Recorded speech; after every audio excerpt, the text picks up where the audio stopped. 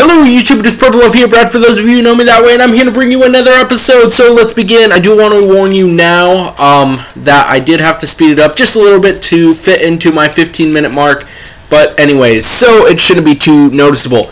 We're doing Jungle Potion and then Shilo Village. Jungle Potion is nearly, or really just a mixture of finding a bunch of herbs and whatnot. You need to get this done in order to do the next quest that you are going to see, and it also opens up a bunch of other quests, so it's one of those key quests and getting a bunch done. So yeah,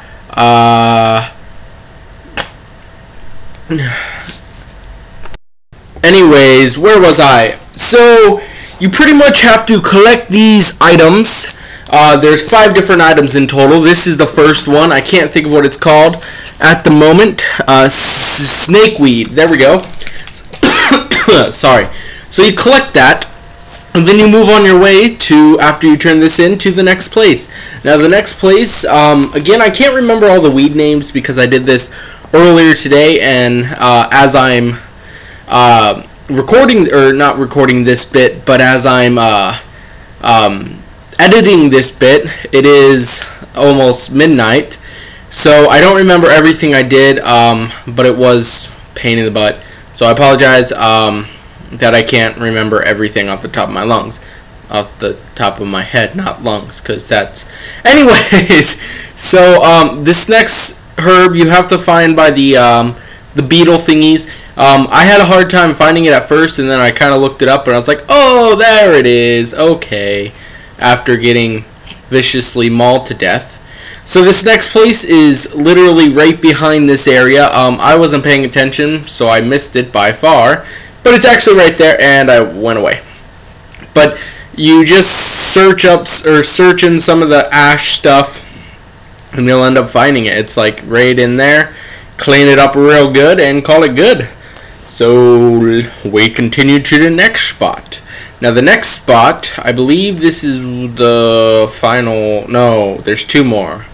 The next one's at a mining ground just southeast of this area, of this hut. So it's kind of easy to find a path to it because it's kind of like open. If you look at it, there's like a bunch of trees, and just search some of the rocks, you'll find it, clean it up real good, and that's number 4.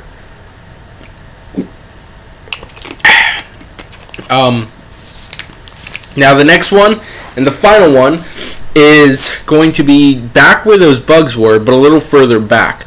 Now, obviously where that little red thing is, you stop right there. I did pause in this area, however, because I had a bunch of stuff I had to do. I actually logged out for a few minutes and came back in. Obviously you can't tell because I paused the video, but you're gonna be like, oh, I actually tried saving all my run and whatnot, and yeah.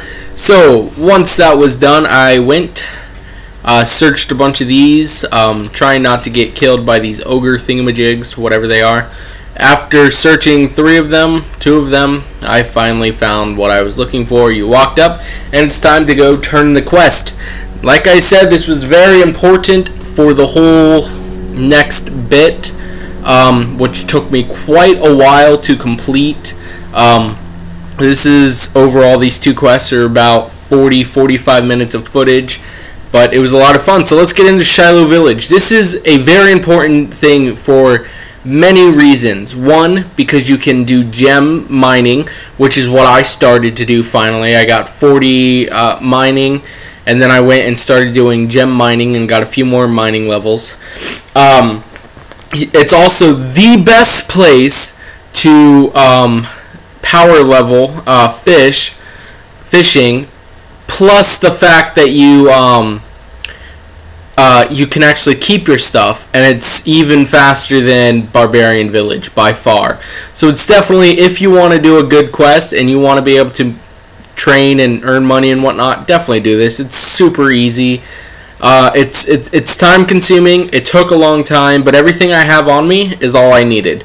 not even that much. I didn't need like half this stuff. So anyways, you show him this little thing that the guy gave you, thingamajig, and he'll be like, oh my god, a bunch of random nonsense that you don't care about. He's just like, okay, help me find this place. So now what it's time to do is get a few materials. If you don't have them already, might as well get them. You need a light source, so a candle. You need a rope. You need a chisel, a tinderbox, and a spade. If you don't have any of those already, you better get it. Also, while you're at this area, because it'll just save time later on, make sure you buy a bronze bar, or bring one, and a hammer. Make some bronze wiring, and also find and collect 3 bones. That's all I ask of you. Obviously, that's what the quest asks, not me, but, you know. So, that's definitely things that you really need. You know, so it'll just save you more time in the long run if you just collect them right off the back. So after crossing and whatnot, you will find this area. You got to dig it up. And once you dig it up, you'll find that it's a crevice. You drop your light in the crevice, and then you're like, oh my god, it's dark. And then you tie a rope to that crevice, and then you don't pay attention for a few seconds, and it digs over, and you're like, oh my god, what the crap? And you're like, oh, wait, if I just use a spade on it, everything comes back, yay! And then you just search and go down it. Now, you're not going to go anywhere towards the water right away. Just go into this hole and go as fast as you can, and then run all the way southeast, I believe, after looking through this one and finding that paper and reading it. Then you're going to run all the way southeast, because there's 3 items in this area that you are going to be grabbing. I believe 3. 2 or 3. 3. Yes, 3 items. So, and then you search the sacks for the next one. You can go ahead and read that whenever you get a chance. Obviously, there's things everywhere trying to eat your face off. So it's kind of hard to get a chance to actually do anything. And then, of course, the last one is all the way up. You search the gallows, and you find a body. Yay, body! Obviously, I did a quick pause for energy, hence the reason that's what I'm just talking about right here. So, quick rest. Now that I'm done resting, I ran. Ran all the way out, and now we're heading to the water, because that water that we saw coming in, obviously just go all the way back. I had a problem again with these stupid skeletons. I didn't want to kill it, so I kind of just got it stuck behind a wall, kind of like that, just and then I was able to get out. Now, you ran just to the water and crafted a little raft. If it doesn't work, just run yourself, but it usually works. And now that you crafted a raft, it's time to head back home, or not home, but head back to the guy's house that you showed the belt to and that you did jungle potion with, to show him the body that you just found, and so on from there. So this is pretty much just walking to said place. I cannot stress this enough, though, while we're walking. Remember, these are not guides. I'm not trying to make them into guides. I'm just talking about what I'm doing and what I did and whatnot. I'm just showing you the quests. I mean, it sounds like I'm doing a guide, but honestly, not overly. I'm just trying to make this enjoyable and fun and help you guys out if you have any questions. Remember, you can always, obviously you're just going to watch this now, so you can kind of see what I'm doing, but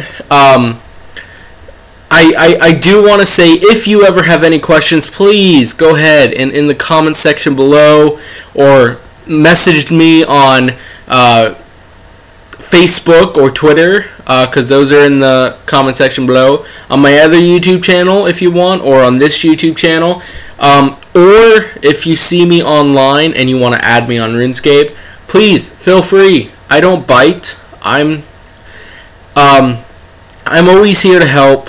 I love hanging out, talking to you guys, all of my subscribers, all 69 of them. Somebody made a joke about that. I'm going to be 16. No, anyways. So I'm completely kidding, guys. But I mean, I'm absolutely, thank you so much, guys, and it just means so much that you guys actually do pay attention and watch. And I mean, I'm just doing this because if it wasn't for you guys and if it wasn't for people actually watching my channel, I probably wouldn't do it anymore. But I mean, I have a lot of fun doing it. You guys have a lot of fun watching it and helping me and, you know, this and that. So I don't know. Anyways, moving on, let's go back to the quest after I ranted and whatnot. You're gonna see that you have these items, and what you're gonna need to do is, after you get the items, use a chisel on the ball.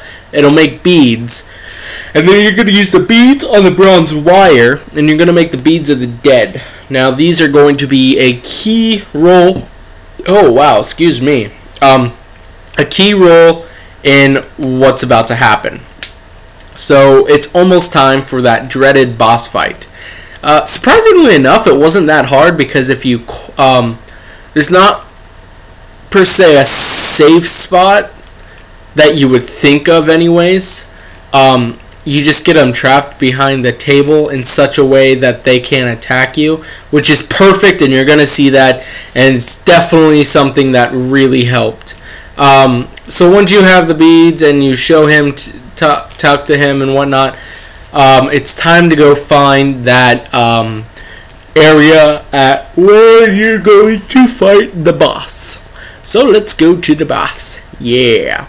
Pretty much almost done with the quest by this time. I had been doing it for 30 so minutes or more, and I'm just like, alright, it's finally almost time. I actually went the wrong way at first. I was like, should be there. No, it shouldn't. It's all the way up here by this lion, tiger, liger. I think that's what it's called. No, it's not called a liger, but that's what it looks like. It's like this awesome mystical beast of death that's trying to eat your face off. This is when you can use the chisel on the bone piece. After resting, if you want to climb down, go west, then southwest, I think, or something like that. Then use the bones one at a time. Try not to bury them, because that could be a pain. And look at this, it's going to shake, and this is what I'm talking about.